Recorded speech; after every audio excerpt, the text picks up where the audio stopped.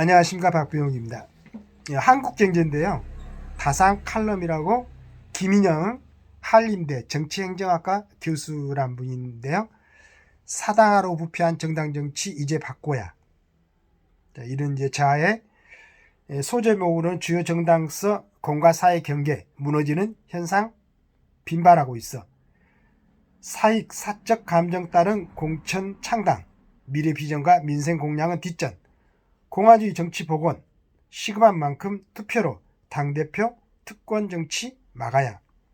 이런 이제 소제목으로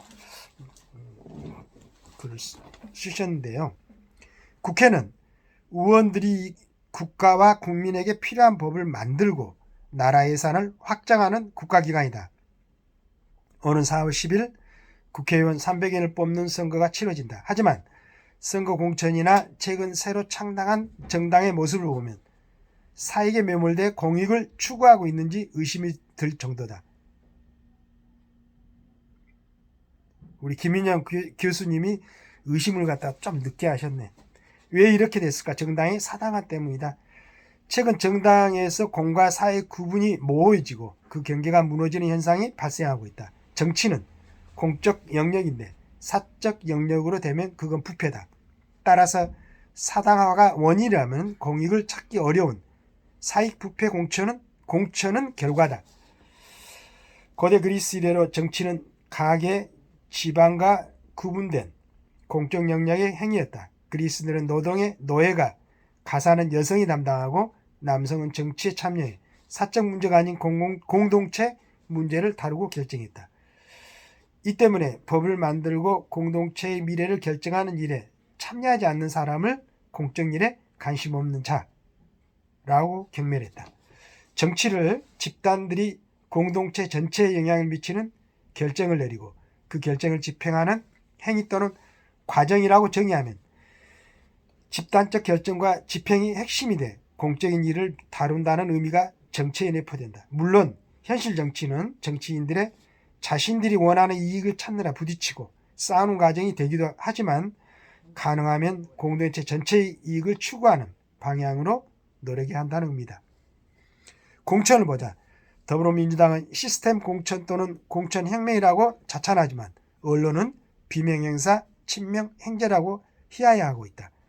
친명이 눈에 띄게 많이 공천받고 대장동 사건 변호사가 대거 공천된 결과를 보면 총선 후 이재명 대표 당권 장악을 위한 지지 세력 확보 내지는 당대표를 위한 방탄 의회의 이유를 찾기 어렵다.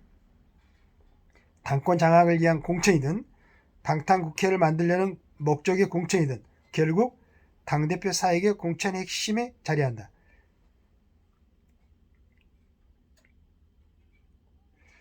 근데 이제 이 부분에서도 이제 저는 이런 생각을 하는데요. 자, 우리나라 이제 굉장히 뭐 SNS라든가 전 세계적으로도 뭐 핸드폰을 갖고 있는 그 뭐 소지자가 가장 그 퍼센티지로 가장 많다고 들은 것 같은데, 그러니까 정부는 정보가 다 공급이 돼 있죠. 다 알고 있습니다.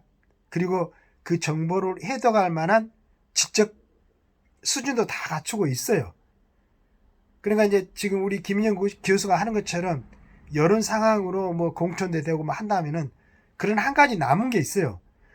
우리 국민들이 판단을 하고 투표를 할 수 있는 마지막 카드를 국민들이 쥐고 있는 거죠. 그러니까 당에서 어떤 공천을 하든지 간에 국민들이 봤을 때 이건 이 사람은 이런 범죄 혐의가 있으니까 또 이건 뭐 여러 가지로 뭐 국익을 해야 하는 행위를 했었으니까 라고 그 사람 안 찍어주면 되는데 찍는 사람들이 문제라는 얘기죠. 그러니까 지금 공천도 문제지만은 국민들이 어떤 시각을 가지고 국회의원들을 갖다가 선출하는데 어떤 판단 기준을 갖다가 거기다가 대입해서 투표를 해야 되는가를 갖다가 한번 이렇게 얘기하지 마시고 이런 분들이 꾸준하게 좀 설명을 해가지고 국민들 좀 설득을 시켰으면 좋겠어요. 조국 혁신당도 사당화에서 크게 벗어나지 않는다. 민주당 사당화에 대한 실망으로 조국 혁신당이 지지받는 듯 하지만 조국 혁신당 본질은 조국을 위한 사당 만들기다. 정당이 개인 분풀이의 도구가 되는 모양새다. 조국 혁신당의 기존 정당과 다른 새로운 민생 공약이나 대한민국 미래 비전을 제시하는 것은 보지 못했다. 정당 1호 공약으로 한동훈 특검법 발의를 약속한 것을 보면 알 수 있다. 자신과 부인, 딸에 대한 검찰의 기소가 부당하다고 생각하고 너도 당해봐라라는 식의 사적 복수가 공당 운영에 개입된다면 공과 사가 구분되지 않는 부패일 뿐이다.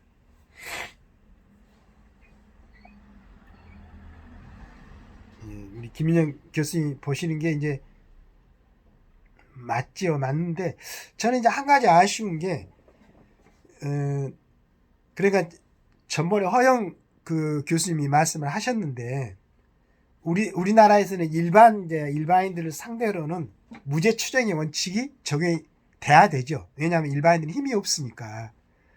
그런데 이제 유럽 사회에서나 OECD 국가의 선진국에서는 대부분의 공직자들에 대해서는 무죄 추정의 원칙이 아니고 유죄 추정이, 그러니까 공직자들이 일반 범죄 말고, 그러니까 공직에 관련된 범죄 내지는 지금 뭐 선거에 나온다면 선거에 관련된 범죄, 그런 부분에 대해서는 유죄 추정의 원칙을 적용시킨다는 얘기예요. 다시 말씀드리면은 한번 이 사람이 기소가 되어 있거나 재판을 받고 있으면은 이 사람은 죄를 지었다고 생각하고 일반적인 공직에 나오지 못하게 한다는 얘기죠. 이게 맞는 거죠. 그러나 일반인들은 그만큼 이제 여러 사람이 영향을 끼칠 수 있는 자리가 아니고, 첫째는 힘이 없죠. 그래서 일반인들한테는 무죄 추정의 원칙을 적용시켜 주는 거죠.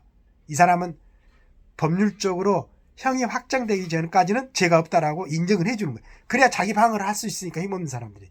이건 당연히 맞는데 우리나라는 그냥 무죄 추정의 원칙을 정말로 힘이 센 사람들, 몇 조씩 자산을 갖고 있는 사람들, 그 다음에 가장 힘이 있는 권력기관에 있는 사람들, 국회의원들한테 다 무죄 추정 원칙을 적용시켜 놓으니까 국회의원 당선되기 전에 죄를 짓고 국회의원 하고 있는 4년 내내 세비를 다 받고 자기 아주 권력을 다 휘두르고, 그러고 4년 끝났는데도 아직 형이 확정이 안 됐어요. 그러고 이번에 다시 비례대표로 다시 나와요, 국회의원이. 이걸 국민들이 알고 있는지 모르겠어요. 국민들은 지나가다 빵가게에서 빵 하나 훔쳐도 바로 이거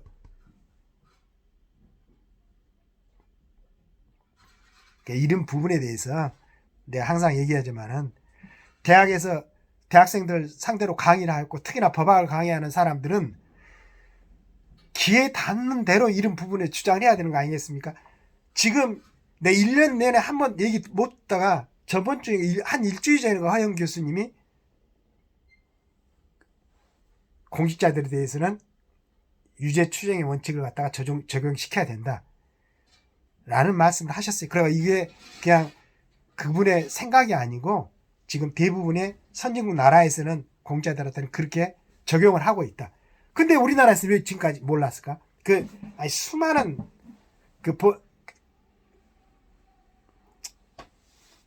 아쉽습니다. 이게 시간 얼마 남지 않아 가지고 지금 이런 얘기를 한다는 것은 선거에 영향을 주려고 하는 얘기가 아닌가. 또 이렇게 국민들이 받아들여 가지고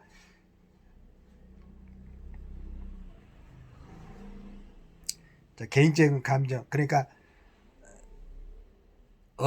지역이 어디, 학교를 누구랑 다녔고 지금 사는 사람 어떤 인연 관계가 있든지, 물론 사람들이 살아가는데 굉장히 필요하지요.